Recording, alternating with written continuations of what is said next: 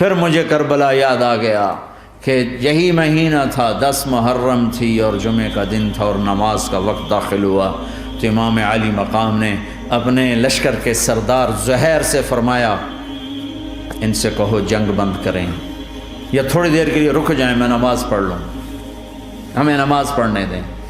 تو زہیر نے گھوڑا آگے بڑھا کر کہا شمر سے تھوڑی مہلت دو، ہم نماز پڑھ لیں، پھر تم نے جو مرضی کرنا ہے، نماز تو پڑھنے دو۔ شمر نے کہا ہم نماز نہیں پڑھنے دیں گے۔ ایک اور کوفی کھڑا تھا، اس کا نام حسین بن نمیر، انہوں نے کہا تمہاری نماز ہوتی ہی نہیں۔ انہوں نے کہا لعنت ہے تم پر، جس گھر کی طفیل نماز ملی ان کی نہیں ہوتی۔ پھر انہوں نے واپس آ کر عرض کی حضور وہ نماز پڑھنے کے لیے جنگ نہیں روکیں گے۔ کہا اچھا پھر ہم نماز تو نہیں چھوڑ سکتے، میرے رب کی قسم اگر حسین نماز نہ پڑھتے تو انہیں کوئی فرق نہ پڑتا، لیکن ایک فرق پڑتا کہ پھر پیغام ادھورا جاتا، میسج ادھورا جاتا، اور میسج یہ دینا تھا کہ زیر خنجر بھی یہ پیغام سنایا ہم نے کہ ہم نے تلوار کی دھاروں کے نیچے بھی سر جھکانا ہے، اور ہم نے تڑپتے جسموں کے ساتھ بھی سجدہ کرنا ہے، اور ہم نے زخمی جسموں کے ساتھ بھی اللہ کے سامنے رکوع کرنا ہے، اور ہم نے خون آلود جسموں کے ساتھ بھی رب کے سامنے کھڑے ہو کے آنے والی نسلوں کو پیغام دینا ہے کہ نماز وہ ہے جسے اس وقت میں بھی نہیں چھوڑا جا سکتا، تاکہ کوئی یہ کہہ نہ سکے میں کیسے پڑھتا، میری جاب تھی میں کیسے پڑھتا، میری آنکھ نہیں کھلتی میں کیسے پڑھتا، میری عادت نہیں۔ اللہ کی قسم یہ جنتی نہیں تھے، جنت کے سردار تھے، صرف جنتی نہیں تھے، جنت کے سردار تھے، صرف جنتی نہیں جنت کے سردار۔ اور یہ سرداری کب ملی؟ محنت کے بعد نہیں، پہلے ہی ابھی ماں کا دودھ نہیں چھوٹا تھا کہ میرے نبی نے فرمایا حسن حسین جنت کے نوجوانوں کے سردار ہیں، اور ایسا پیار تھا کہ دونوں کو عرب سردار بچہ اٹھانا اپنی ذلت سمجھتے تھے، بچے نہیں اٹھاتے تھے، سب کے سامنے پیار نہیں کرتے تھے، لیکن آپ حسن حسین کو یہاں اٹھاتے، پھر یہاں ہی نہیں اٹھاتے تھے، یہاں کندھوں پہ بٹھاتے، یہاں۔ اور ایک عرب بدو حیران ہو کے دیکھ لیں یا رسول اللہ یہ آپ کیا کر رہے ہیں، مطلب یہ کتنی عیب کی بات ہے کہ آپ جیسا سردار اور یہاں بچوں کو بٹھایا ہوا ہے۔ کہنے لگا آپ ان سے بہت پیار کرتے ہیں؟ کہا ہاں میں ان سے بہت پیار کرتا ہوں، اور صرف میں نہیں کرتا، اللہ بھی ان سے پیار کرتا ہے۔ اور بتاؤں جو ان سے پیار کریں گے اللہ ان سے بھی پیار کرے گا، جو ان سے محبت کریں گے اللہ ان سے بھی محبت کرے، اللہ بھی ان سے محبت کرے۔ پھر ہم نے دعا مانگی یا اللہ جو ان سے پیار کرے تو ان سے پیار کر، جو ان سے بغض رکھے تو ان سے بغض رکھ۔ حضرت حسن سر سے لے کر کمر تک اللہ کے نبی کی 100% کاپی تھی، چہرہ یہ آدھا حصہ اوپر والا نبی کے مشابہ، یہاں سے نیچے پاؤں تک علی کے مشابہ، باپ کے مشابہ۔ حسین اس کا الٹ، سر سے لے کر کمر تک علی کے مشابہ، کمر سے لے کر پاؤں تک اللہ کے نبی کے مشابہ۔ اس مشابہت پر ہمارے نبی کہا کرتے تھے حسن میرا بیٹا ہے، حسین علی کا بیٹا ہے۔ ہائے ہائے کیا کیا لاڈ لڈائے اور کیا لوگوں نے کر دیا ان کے ساتھ۔ نماز جیسے عظیم عمل میں، نماز جیسے آپ رکوع میں ہوتے تو حسن آ کر نہ پاؤں میں گھس جاتے تھے، یہاں سے نکلتے ادھر، یہاں سے نکلتے یوں۔ سجدے میں جاتے تو کمر پہ بیٹھ جاتے تھے، فرض نماز کا سجدہ۔ تو ایک دفعہ پہلی دفعہ جب یہ قصہ ہوا تو آپ نے سجدہ لمبا کر دیا، بچے کے اتارا نہیں، اٹھے نہیں، سجدہ لمبا کر دیا۔ پچھلے پریشان ہو گئے کہ اتنا لمبا سجدہ کہیں آپ فوت تو نہیں ہو گئے۔ تو جو پہلی صف میں تھے نا انہوں نے یوں کر کے دیکھا، چکر کی وہ دیکھا تو حسن کمر پہ چڑھے ہوئے، تو قریب ایک آدمی نے آگے ہاتھ بڑھا کے کھینچنا چاہا، تو آپ نے یہاں سے دیکھا ہاتھ آ رہا ہے، تو آپ نے اپنے ہاتھ سے یوں اشارہ، نماز میں یوں اشارہ کیا کہ میرے بچے کو نہ چھوڑو۔ جب حسن خود اترے پھر آپ سجدے سے اٹھے۔ کبھی حسین چڑھ جاتے تھے، کبھی حسن دونوں ہی چڑھتے تھے، یہ سر حسن کے بعد کبھی یہ کبھی وہ، کبھی یہ کبھی وہ۔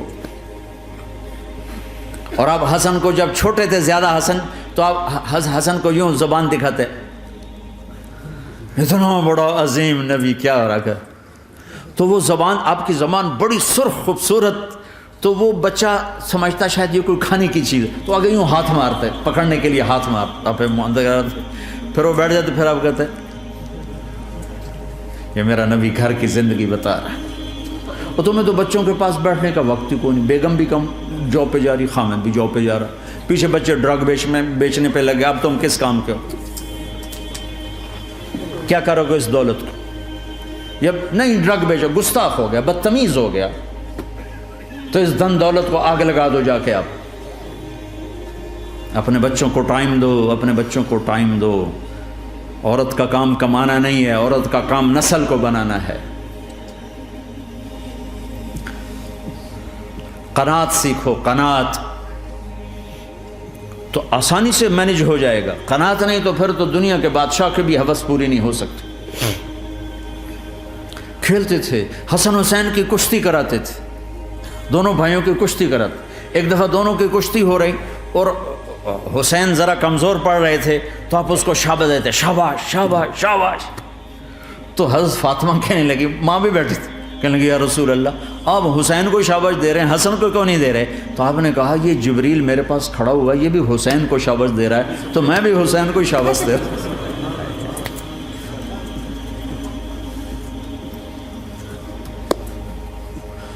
ایسی ہستیاں، لیکن ایک سبق ہے، یہ ہونا چاہیے تھا تاکہ امت کو پتہ چلے کہ دین کتنی قیمتی چیز ہے۔ وہ جی اللہ بڑا غفور الرحیم ہے، میں نہ ہمیں ڈرایا کرو۔ ہاں اللہ بڑا غفور الرحیم ہے، لیکن اس کا کوئی عدل بھی ہے۔ رات کا شراب پینے والا اور رات کو مصلی پہ رونے والا برابر ہو جائیں گے، تو پھر یزید حسین کو ایک ہی جگہ بٹھا دو، پھر کربلاؤں کے لیے رونا چھوڑ دو۔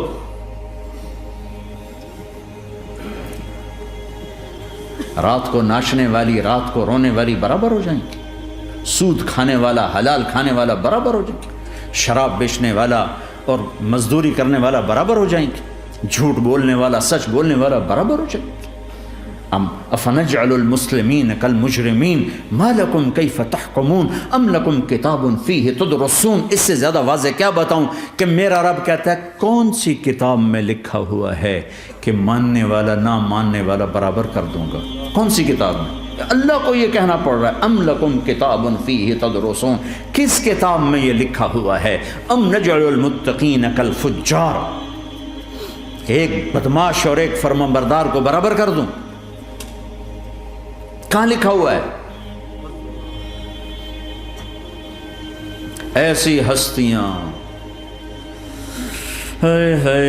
جنگ سے پہلے اونگ آ گئی، آنکھ کھلی تو ہنسنے لگے۔ بہن نے پوچھا یہ تو ہنسنے کا موقع نہیں، کیوں ہنسے ہو؟ زینب کہا بہن اللہ کے نبی خواب میں آئے، فرما رہے ہیں بیٹا میں لینے آ چکا ہوں، تو اب نہ پڑھے نماز، اب کیا مسئلہ ہے؟ جنت کے لیے تو کرنا ہے سب، یہ جنت کے لیے تو کر رہے، اللہ کے لیے تو کر رہے کہ سر دادن و جان دادن نہ آئے از لذت دیدارش، خسرو چتواں گفتن سر دادن و جان دادن نہ دیدار خیارے۔